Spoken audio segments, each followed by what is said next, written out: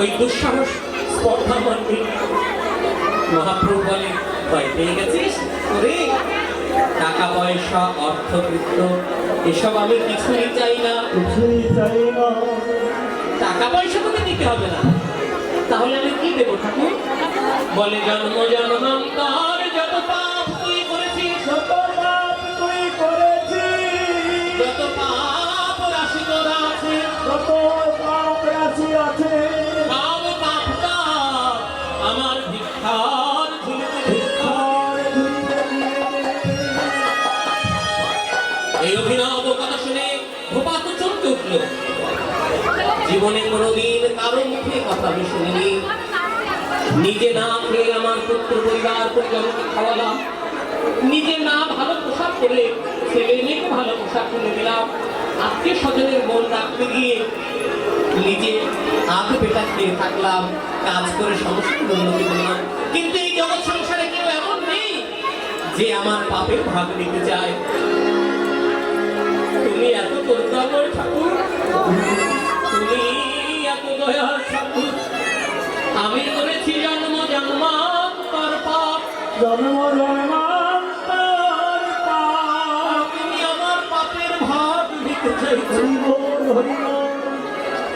কিন্তু আমি তো আমার পাপের ভাগ তোমায় দিতে পারবো না ঠাকুর।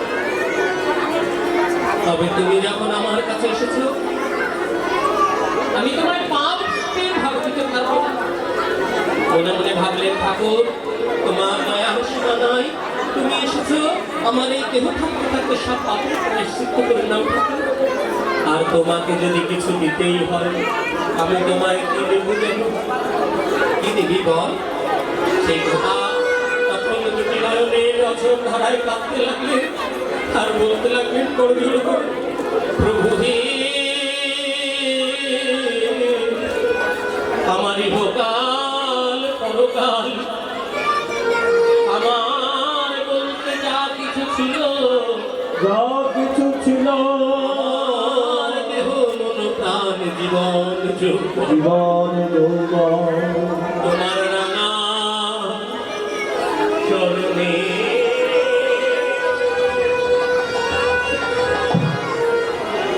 রাঙা চরণে সকলি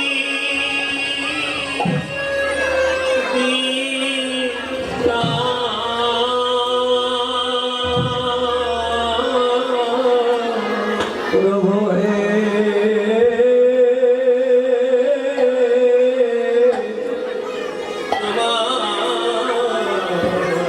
আমার যা কিছু ছিল তোমার,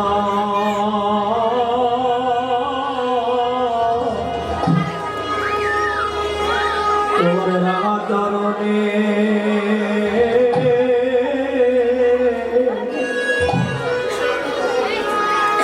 সব দিয়ে সবে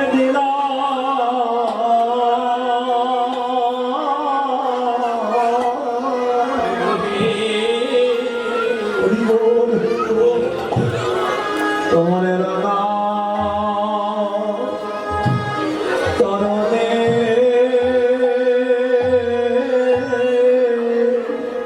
আমি সকলি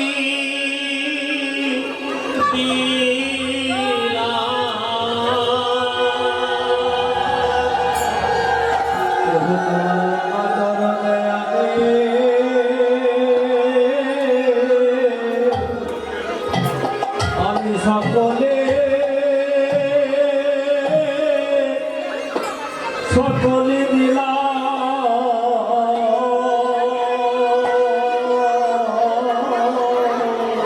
আছে আমার বলতে,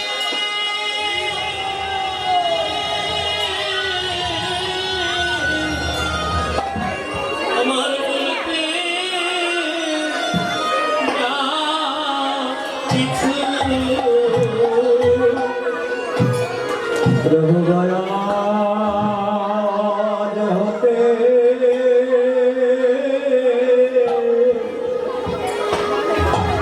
সবে তোমায় দিলাম,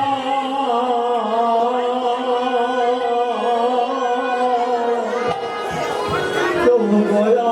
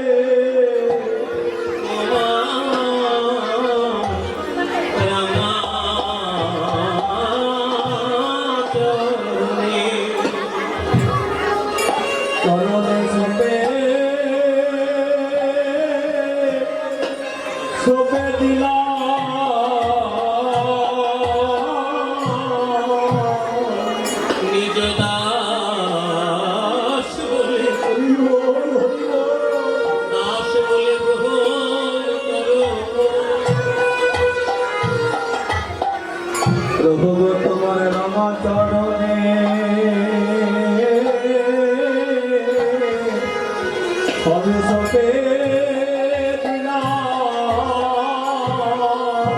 তোমার নিজ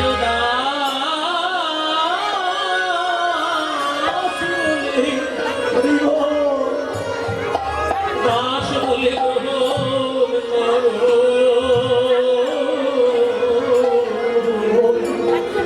তোমার রাঙা চরণে আমি সব সপি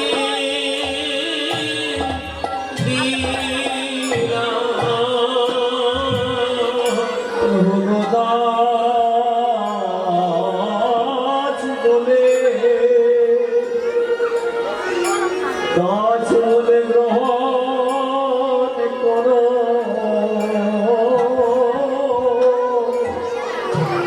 তোমার চরণে সবে সবে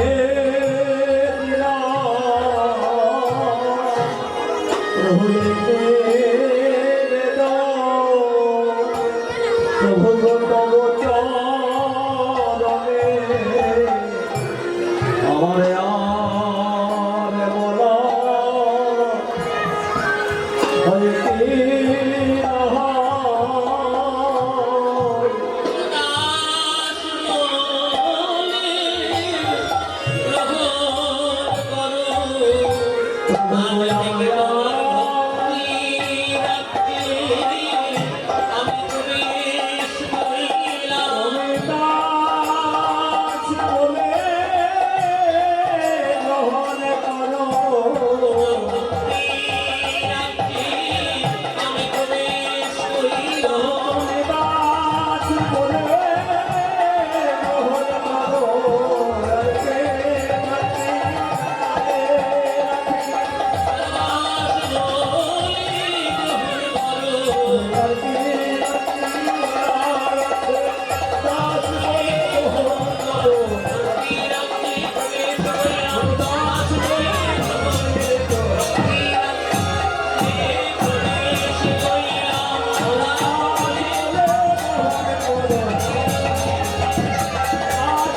গ্রহণ করো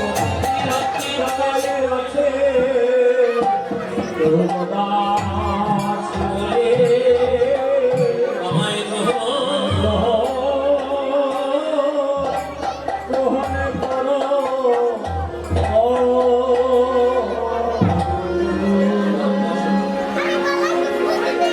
আষাঢ় খেয়ে পড়লেন ভগবান গৌরাঙ্গের আতুল চরণে। গৌরাঙ্গ চরণের স্পর্শে ধোপার লৌহময় দেহটা যেন সোনায় পরিণত হয়ে গেল। গৌরাঙ্গ তো মহাপ্রভু তো পরশমণি গো, পরশমণির স্পর্শ পেলে লোহা কি আর লোহা থাকে গো, সোনা হয়ে যায়। তাহলে জগতে কেউ পাপের ভাগ নিতে চায়, বাড়িতে কেউ জিজ্ঞাসা করবে।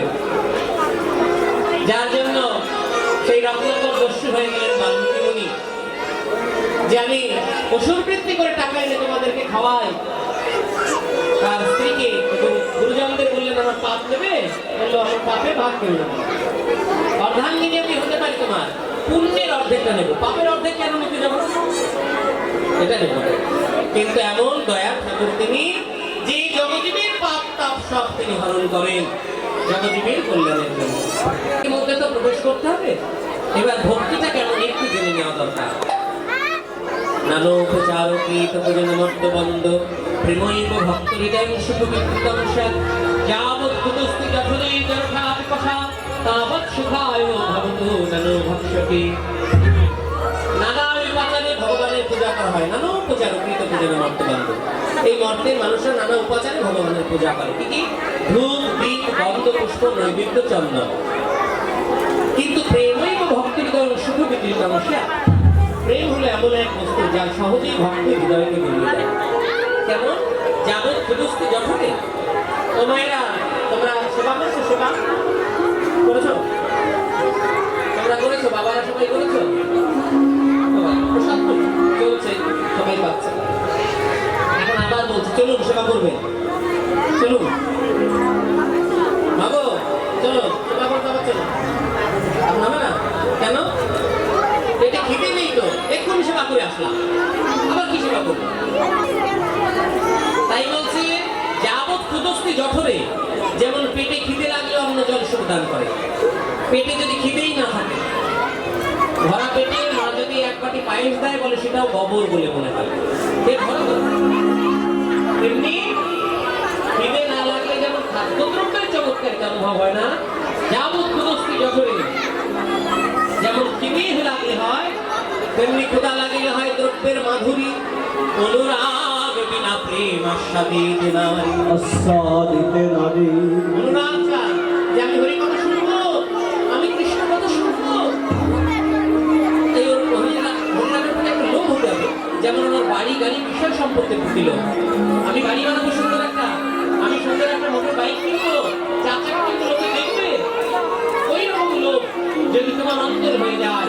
শোনো শোনো ভাই, কবিরাজ গোস্বামী বলছেন চৈতন্য চরিতামৃতে, কৃষ্ণদাস কবিরাজ গোস্বামী, কোটি জন্মের স্বীকৃতি থাকলেও যে কৃষ্ণ প্রেম ভক্তি পাওয়া যায় না, পাওয়া যায় না।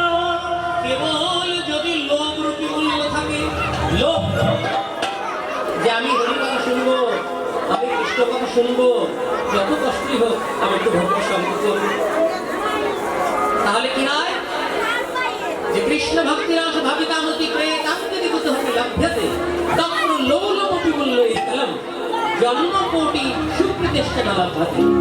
কোটি জন্মের সুপ্রীতি থাকলেও যে কৃষ্ণ প্রেম ভক্তি পাওয়া যায় না, কেবল লোভ যদি তোমার থাকে, তাহলে সাধুর বাজারে চলে যাও, যেখানে হরি কথা হয় সেখানে যাও, আর সহজেই ওই লোভ দিয়ে তুমি কৃষ্ণ প্রেম ভক্তি কিনে নাও।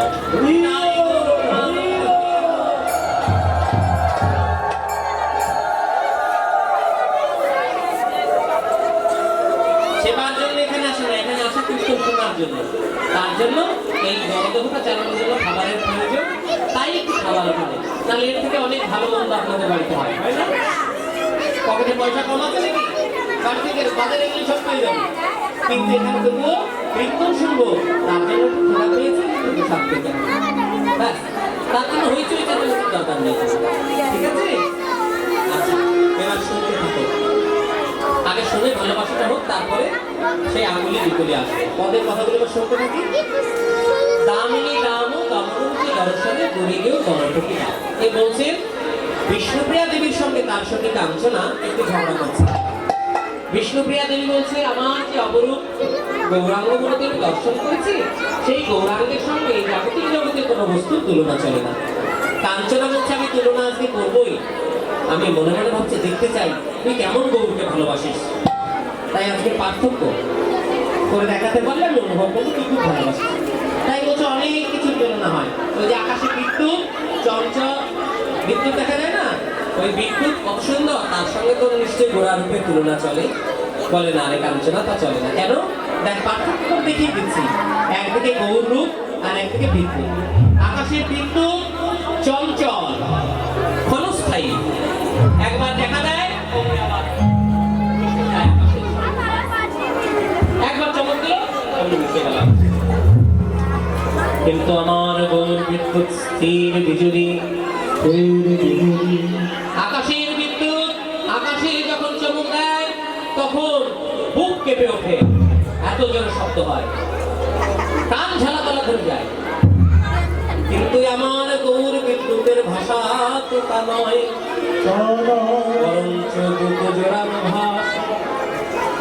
আকাশের বিদ্যুৎ যদি কোনো ঘর বাড়ি পশু পাখি প্রাণীর উপরে পড়ে তাহলে তার ক্ষতিগ্রস্ত হয়, কিন্তু আমার গৌর বিদ্যুতের কৃপা যদি কোনো ভাগ্যবান ভাগ্যবতী একবার হয়ে যায়,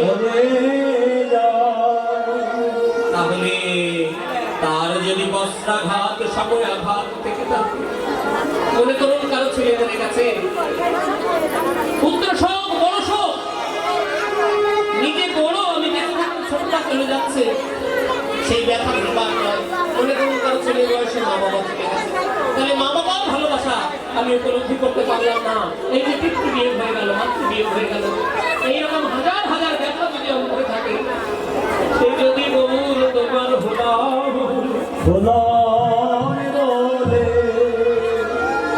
একবার যদি নয়ন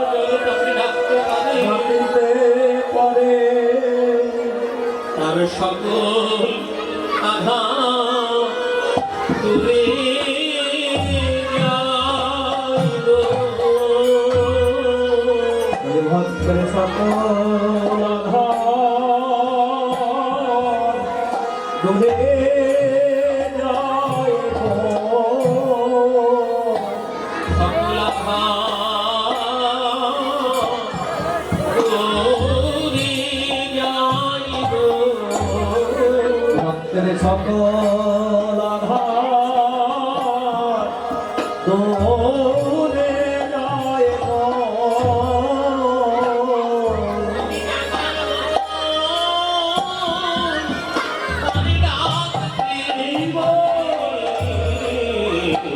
তার সকল ব্যথা দূরে যাইব। ভক্ত ডাকার মতো ডাকার মতো ডাকতে পারে তার সকল আধার আধার দূরে যায় গো। তারে ডাকার মতো ডাকতে পারে, তার সকল আধার দূরে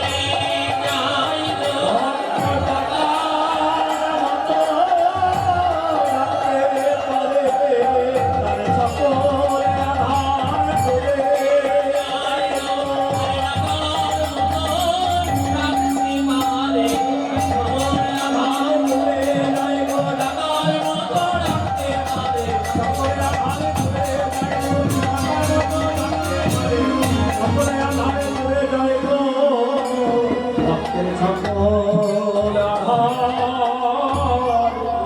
দূরে যায় গো।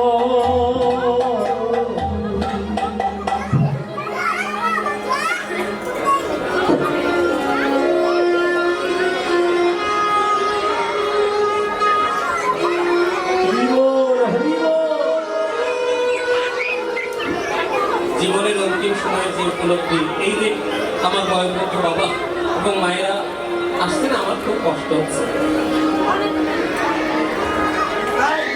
কারণ এই সমস্ত মানুষ অতীব প্রাচীন, সারা জীবনের উপলব্ধি করে জীবনের অন্তিম সময় এসে তাদের যে ভক্তির অনুভব, তাদের নখের যোগ্য আমার নেই, নখের যোগ্যতা।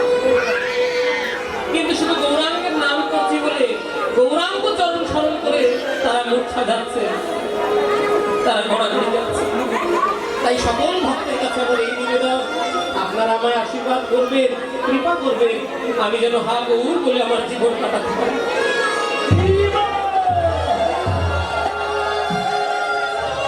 আমিও যেন আপনাদের মতো ভক্ত চরণ ধরে বাঁচতে পারি। তাতে ভক্ত না হতে পারলেও আমার অসুবিধা নেই, কারণ আমি জানি একদিন না একদিন, এ জন্মে না হয় পরজন্মে, না হয় কোটি কোটি জন্ম পরে হলেও নিশ্চয়ই আমি ভক্ত হতে পারব।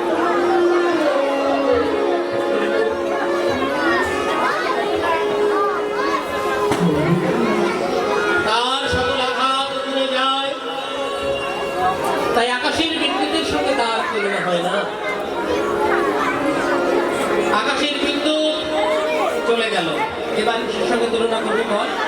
এবার তুলনা করবো ওই যে ফুল, সুন্দর ফুল ফোটে, তার কত সুন্দর শোভা। আর না হয় সূর্য, সূর্যকে পৃথিবীতে আলোকিত করে, তোর গোড়ার রূপে পৃথিবীকে আলোকিত করে। তাহলে নিশ্চয়ই চলে না চলে? বলে না রে, তাও চলে না। আমার গোড়ার রূপে যাই বলি বলিহারি বলিহারি বলিহারি বলিহারি গোড়ার রূপে যাই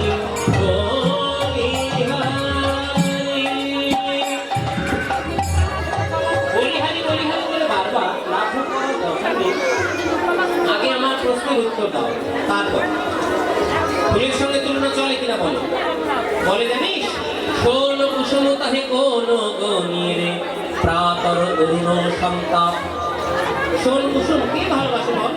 এই যে ফুল, ফুল একদিন থেকে দুদিন হলেই মলিনতা প্রাপ্ত হয়। হ্যাঁ, কিন্তু আমার গৌরাঙ্গ ফুলে কখনো মলিনতা আসে না। শুধু তাই নয়, এই যে প্লাস্টিকের ফুল দিয়ে সাজানো আছে, এই প্লাস্টিকের ফুলে কি মধু আছে? আছে? এর সুবাস আছে কি আলাদা? আলাদা একটা সেন্ট দিতে হয়, তাই না? বাইরে থেকে। আর আমার গৌরাঙ্গ যে কুসুম, যে ফুল, তার সুবাস চারিদিকে ছড়িয়ে পড়েছে, কখনো পড়ে না এবং কখনো মলিন হয় না। শুধু তাই নয়, জাগতিক জগতের ফুল, এই ফুলে আছে কাঁটা এবং পোকা। ডাক্তার বলছে ভালো ফুল দেখলেই শুধু নাকে শুকবেন না, ওই ফুলের মধ্যে ছোট ছোট পোকা আছে, ওগুলো যদি আপনার নাসিকার মধ্যে দিয়ে যায় অ্যালার্জি হবে এবং আপনার প্রাণ নিয়েও সংশয় হতে পারে। আর ফুল তুলতে গেলে যত ভালো ফুল আছে, ফুলের কাঁটা আছে, কাঁটা ভালো গোলাপ ফুল শুধু কাঁটা। শুধু ভালো ফুল দেখলে হবে না, ভালো ফুলে ভালো ভালো কোষ আছে, ভালো কোষ আছে, বুঝতে পারছো? এই ফুলে ভালো ভালো কোষ আছে। এই জন্য সূর্য পূজার অনেকে বলে থাকি আমরা যে যাদের কাছে ফুল নেই তারা মন ফুলটাকে ঠাকুরের চরণে সঁপে দাও। মন ফুল, কিন্তু এই মন ফুলেও কাটা পোকা আছে। কি গো মায়েরা, কি বলছে? বলছে মন ফুলে কাটা পোকা আছে। আছে? আছেই তো। কি আছে জানো?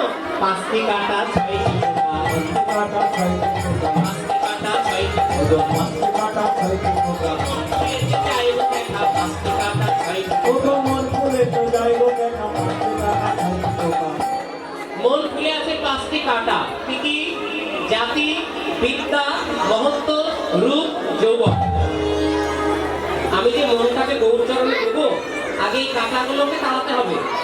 জাতি, অনেকের জাতির গৌরব, আমি উচ্চ করে গ্রহণ করেছি, হবে না। এখন বিদ্যা, অনেক ভাববে যে আমি বিএ পাস করেছি, আমি এমএ করেছি, পিএইচডি করেছি। এই বিদ্যা থাকবে ঠিকই, কিন্তু বিদ্যার অহংকার থাকলে হবে না। মহত্ব, মনে করুন ওখানে আমি 2 লাখ টাকা দান করেছি, গেলেই চেয়ার দেখে দেয়, আমি একটা গরম 2 লাখ টাকা দান করেছি। এই গরম থাকলে হবে না। দান করেছি, ঈশ্বর আমাকে দিয়েছে, তার সম্পদ আমি তাকে দিয়েছি। এমন ভাবে দেবে, ডান হাত দেবে, বা হাত জানতে পারবে না, এরকম ভাবে। রূপ, অনেকে মনে করে আরে বাবা রে, এই গ্রামে আমার থেকে কেউ চায় না, ওরকম লোকে বলে। আমি যখন খবরকে যাবো না,